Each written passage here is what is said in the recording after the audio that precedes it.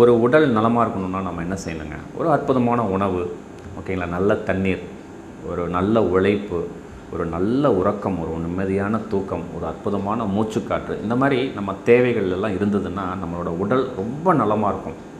ஓகேங்களா, இது உண்மை தானே?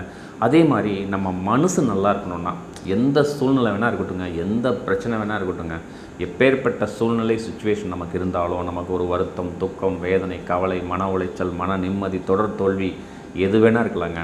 அந்த இடத்துல கொஞ்சம் யோசனை பண்ணுங்கள். நல்ல மனம் நம்ம தான் செயல்படுத்தணும் அப்படின்னு சொல்லி முடிவு பண்ணி இதெல்லாம் தள்ளி வச்சுட்டு சரி ஓகே அப்படின்ட்டு மனம் நல்லா இருக்கணும்னா ஒரு பாசிட்டிவ் அஃபர்மேஷனை அன்பு தியானத்தின் மூலமாக நீங்கள் செலுத்துனீங்கன்னா, ஓகேங்களா, எந்த பிரச்சனையாக இருந்தாலும் சரிங்க, அடித்து தூக்கலாங்க. இதுதான் உண்மை.